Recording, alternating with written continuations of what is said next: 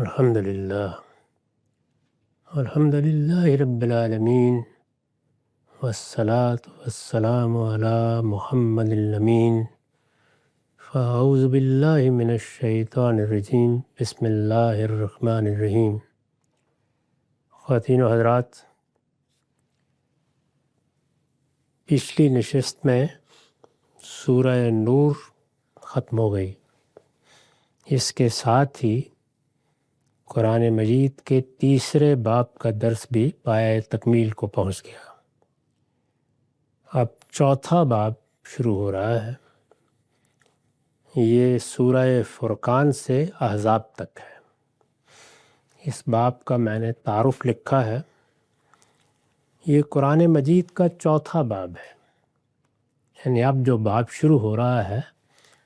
یہ چوتھا باب ہے۔ اس میں الفرقان یعنی 24 صورتیں اس سے پہلے ہم پڑھ چکے ہیں،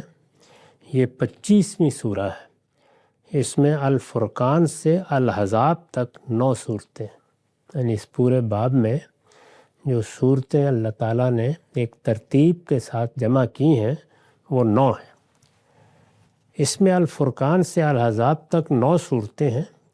ان صورتوں کے مضامین سے معلوم ہوتا ہے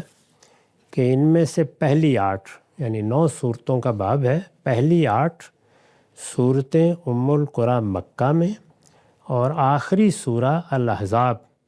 ہجرت کے بعد مدینہ میں نازل ہوئی ہے۔ قرآن مجید کے 7 ابواب میں یہی طریقہ اختیار کیا گیا ہے، ہر باب کی ابتدا مکی صورتوں سے ہوتی ہے اور اس کا خاتمہ ایک یا ایک سے زیادہ مدنی صورتوں پر ہوتا ہے۔ قرآن مجید کے دوسرے ابواب کی طرح یہ چیز اس باب میں بھی ملحوظ ہے کہ یہ مکی صورتوں سے شروع ہوتا اور ایک مدنی سورہ پر ختم ہو جاتا ہے۔ اس کے مخاطب یعنی پورے باب میں خطاب اصلاً قریش مکہ سے ہے۔ اصلاً کا مطلب یہ ہوتا ہے کہ اس میں دوسرے بعض گروہ بھی زیر بحث آ جاتے ہیں، لیکن وہ طبعاً یا ضمناً زیر بحث آتے ہیں۔ اصل خطاب قریش مکہ سے ہے۔ اہل کتاب کو پچھلے باب کی طرح انہی کے ضمن میں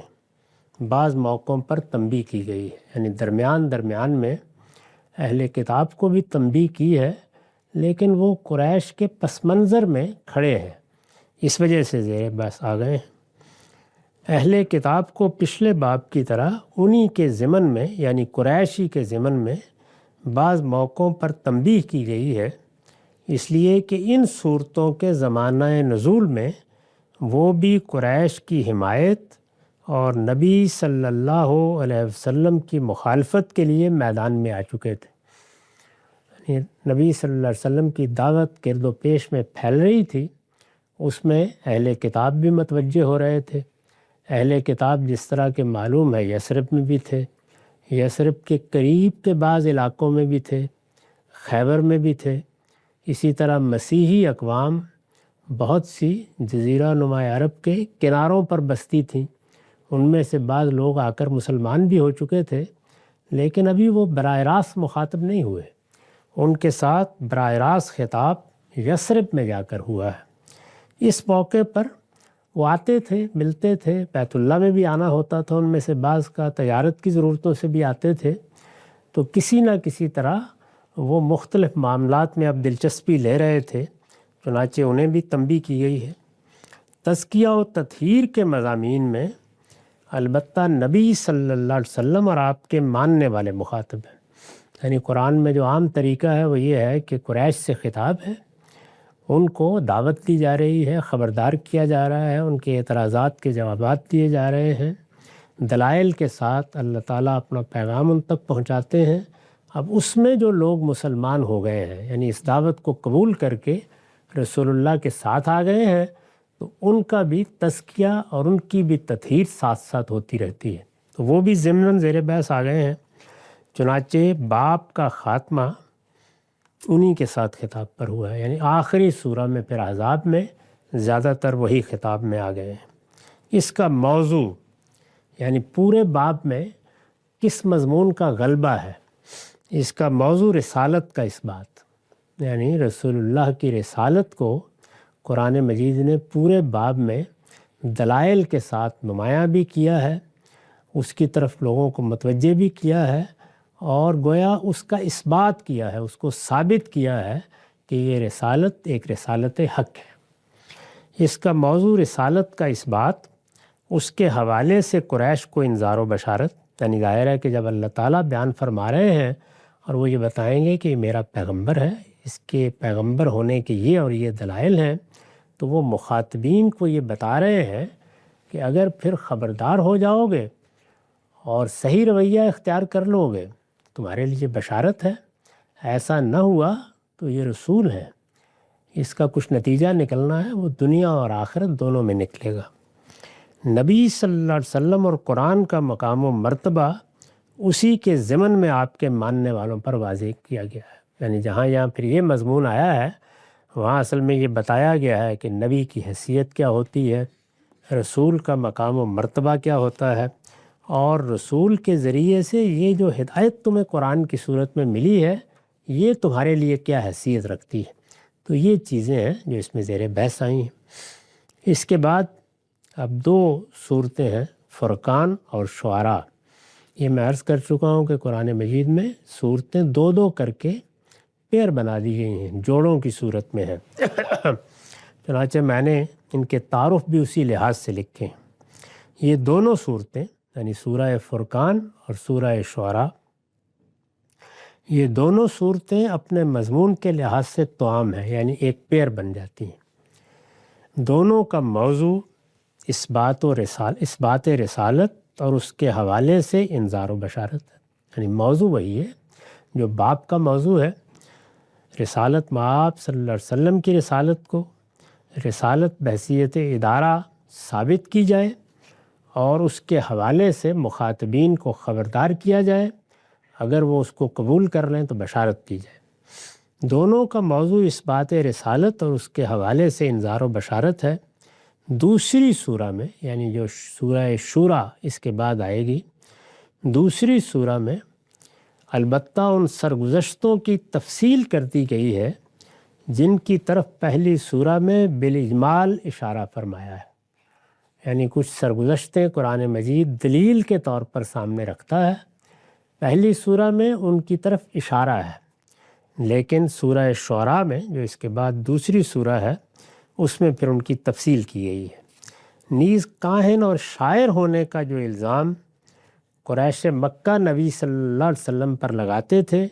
اس کی اس سورہ میں خاص طور پر تردید کی گئی ہے۔ یہ چونکہ اثبات رسالت کی سورہ ہے تو اس وجہ سے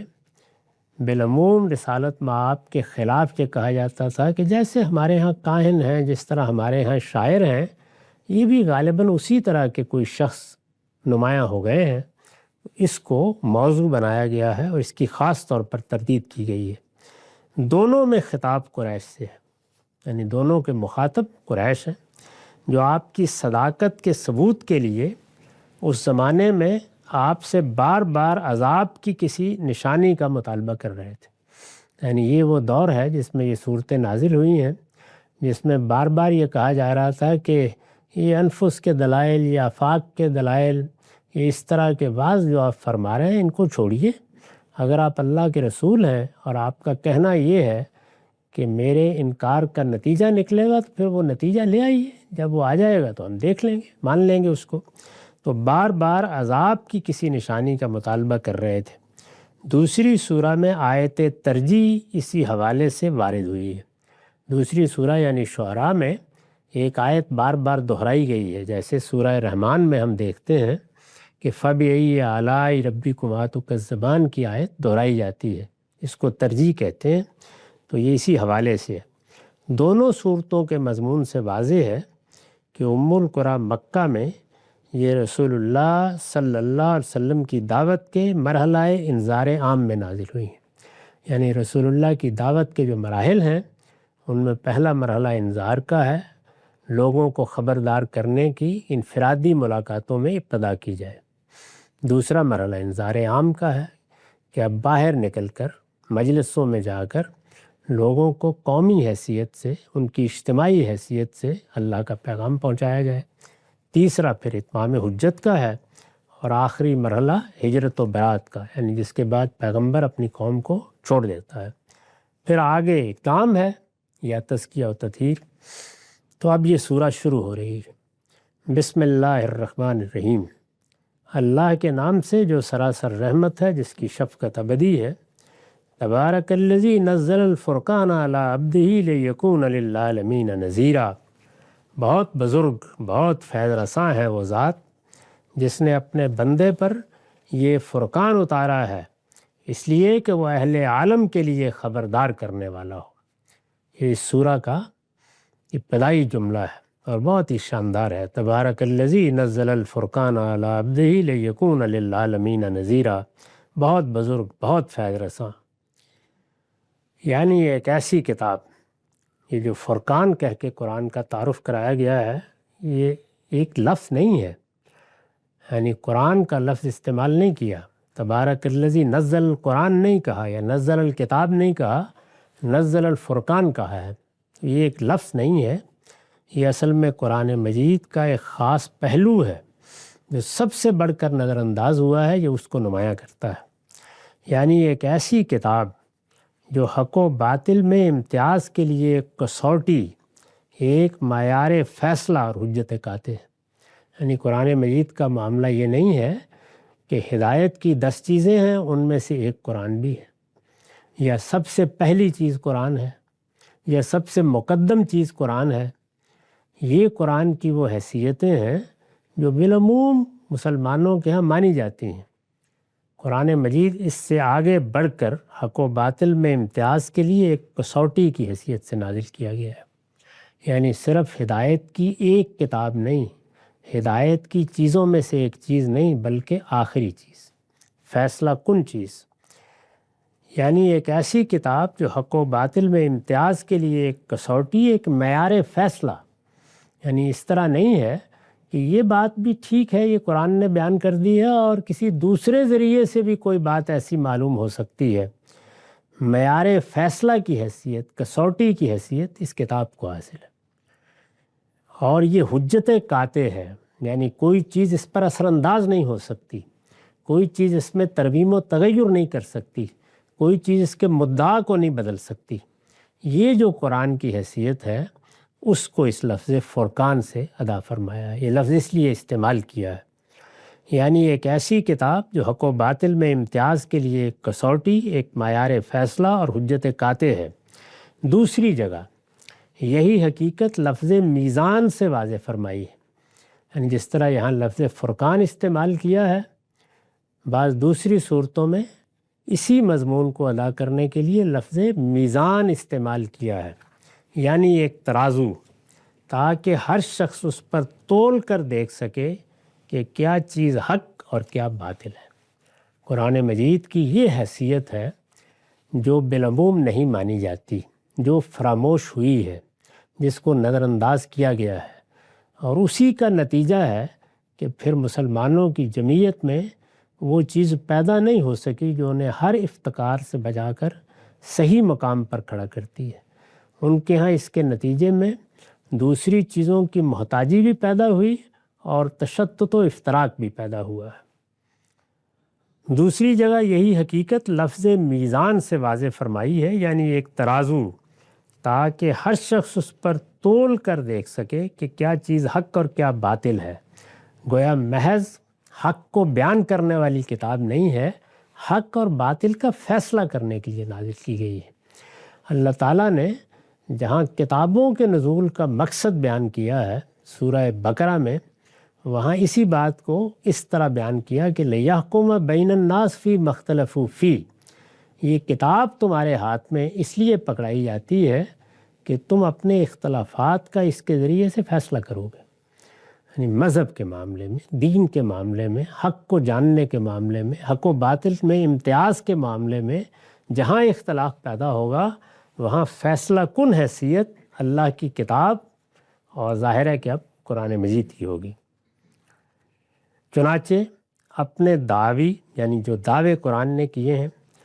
چنانچہ اپنے دعوی اور اپنے پیش کرنے والے کی صداقت کو ثابت کرنے کے لیے بھی یہ کسی خارجی دلیل کی محتاج نہیں ہے۔ یہ قرآن مجید کو اس طرح سے نازل کیا گیا ہے کہ یہ صرف دین کا بیان نہیں ہے، یا جیسے تورات اللہ کی شریعت کو بیان کرتی ہے، یہ صرف بیان شریعت نہیں ہے، یا جس طریقے سے انجیل حکمت کے موضوعات کی تفصیل کرتی ہے، یہ تنہا وہ بھی نہیں کرتا، یا جس طرح زبور اللہ تعالیٰ کی تمجید کے ترانے بن کر یا مناجاتیں بن کر نازل کی گئی ہے، اس میں وہ اسلوب بھی نہیں ہے۔ یہ ان ساری چیزوں کو اپنے اندر رکھتا ہے، لیکن اس کے ساتھ یہ خبردار کرنے اور دعوت دینے کی کتاب بھی بنا دی گئی ہے، اور یہ اپنے تمام مقدمات کا استدلال، اس کی ریزننگ بھی خود بیان کرتی ہے۔ یعنی ان دونوں چیزوں کے لیے اب یہ کسی اور چیز کی محتاج نہیں رہی۔ ہدایت تو یہ لے کے آئی ہے، وہ اس میں موجود ہے، یہ پورے دین کو بیان کرتی ہے، اس کی دعوت دیتی ہے، اس کی وضاحت کرتی ہے، اس کی ہر پہلو سے تفصیل کرتی ہے، لیکن اس کے ساتھ اس کا اسلوب ایسا ہے کہ یہ خود دائی بن گئی ہے۔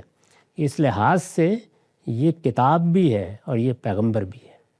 یعنی پیغمبر جو کام انجام دیتا ہے،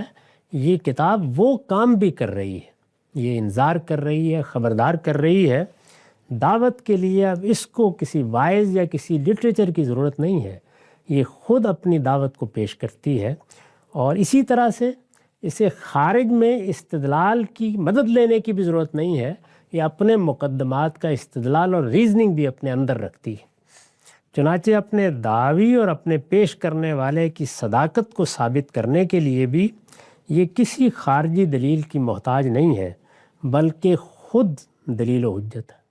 یعنی اپنی بات بھی کہہ رہی ہے اور اس کے دلائل بھی دے رہی ہے، دونوں چیزوں کا مجموعہ ہے۔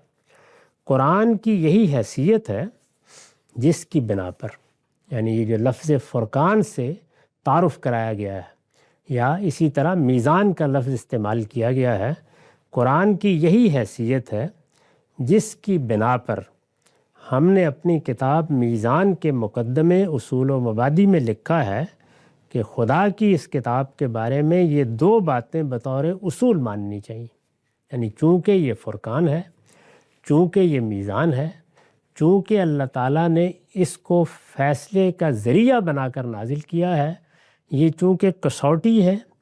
اور یہ حجت قاطع ہے، یہ قرآن مجید کی حیثیت ہے۔ اس حیثیت کو اگر آدمی قبول کر لیتا ہے تو پھر دو باتیں بطور اصول ماننی ضروری ہو جاتی ہیں۔ ان میں سے پہلی کیا ہے؟ پہلی یہ کہ قرآن کے باہر، یعنی یہ قرآن ہر مسلمان کے پاس موجود ہے، ما بین الدفتین موجود ہے، آپ اس کے بارے میں بغیر کسی تردد کے کہہ سکتے ہیں کہ یہ وہی کتاب ہے جو اللہ کے پیغمبر نے دی تھی، اور بے کم و کاست انہی الفاظ میں جن میں یہ نازل ہوئی تھی ہم تک پہنچ گئی ہے۔ یہ قرآن جب آپ اس کو اپنے ہاتھ میں پکڑتے ہیں تو اس سے باہر، ظاہر ہے اس سے باہر بہت کچھ موجود ہے، بہت سے فلسفے موجود ہیں، دینی روایتیں موجود ہیں، مذہبی تجربے کے حاصلات موجود ہیں، تصوف کی بے شمار تعبیریں موجود ہیں، اسی طریقے سے دنیا میں انسان نے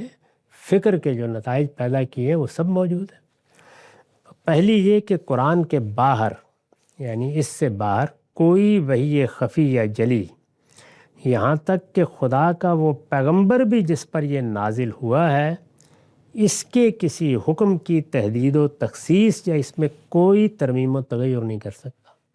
یعنی یہ چونکہ فرقان ہے، اس کی حیثیت میزان کی ہے،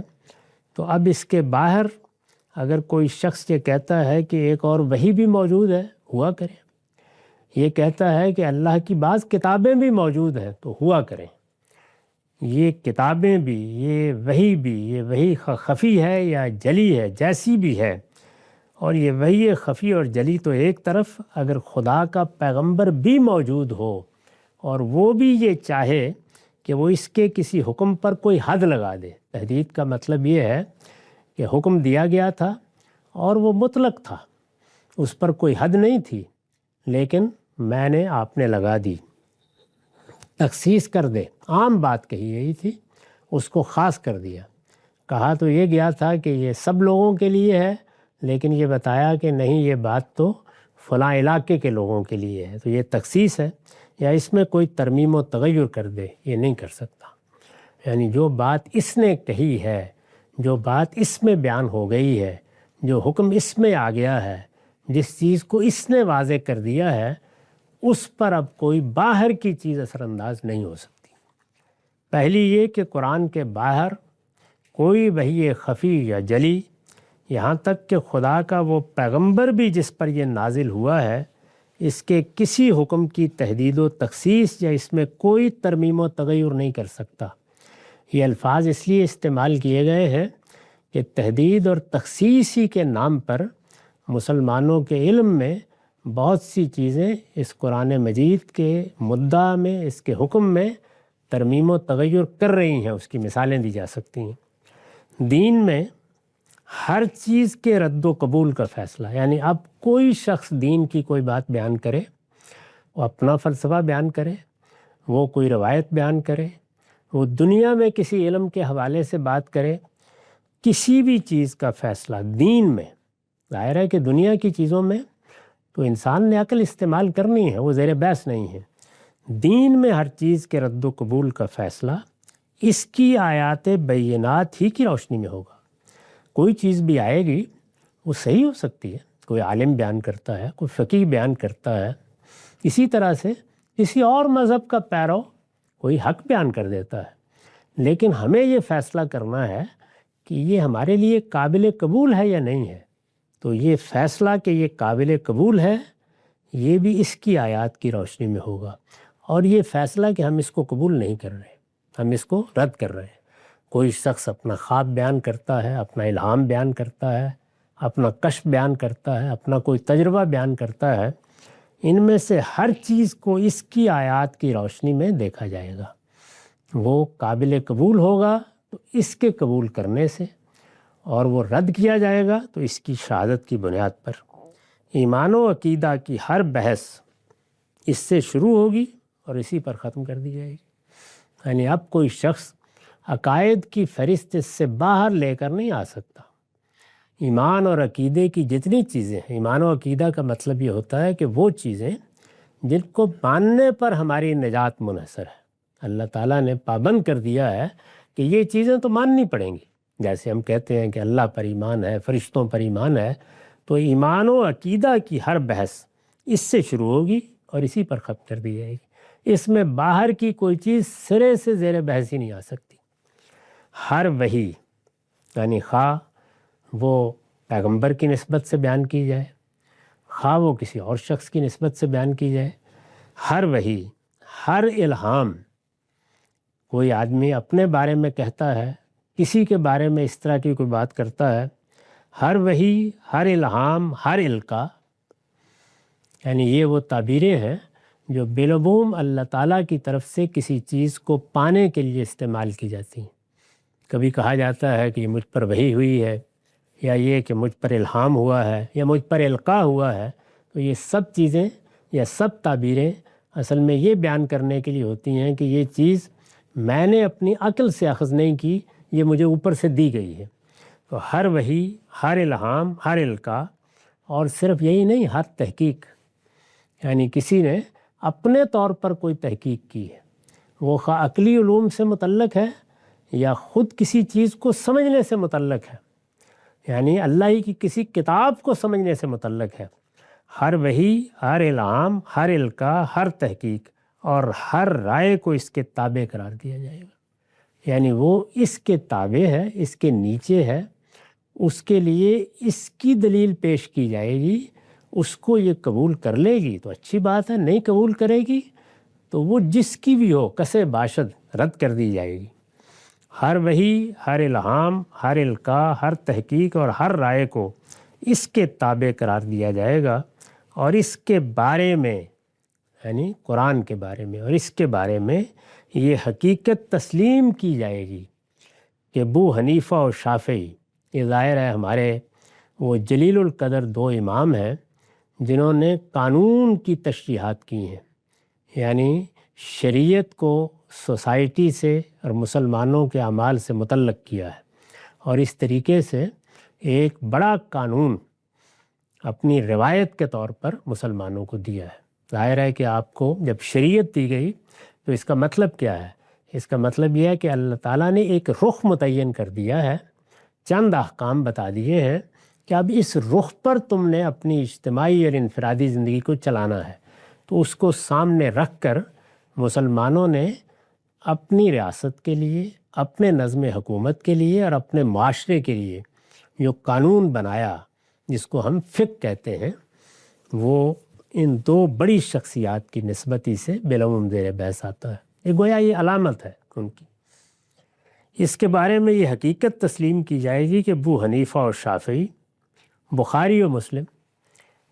مسلم ہمارے ہاں جو روایت کا جتنا ذخیرہ ہے، جس میں رسول اللہ کی نسبت سے باتیں بیان کی گئی ہیں، ظاہر ہے کہ ان کی بڑی اہمیت ہو جاتی ہے۔ اللہ کا پیغمبر،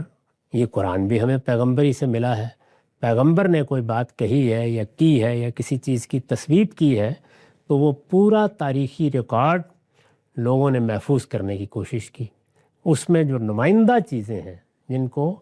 علامت کے طور پر رکھا جا سکتا ہے، وہ بخاری و مسلم ہے۔ ابو حنیفہ اور شافعی، بخاری و مسلم، اشعری و ماتریدی، یعنی جب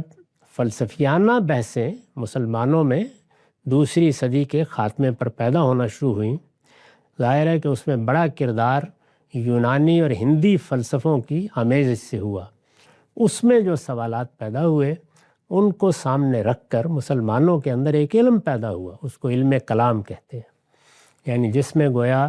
دین کیا ہے، دین کی حقیقت کیا ہے، پیغمبر کو ہم کیسے مانتے ہیں، اس کے استدلال کی نوعیت کیا ہے،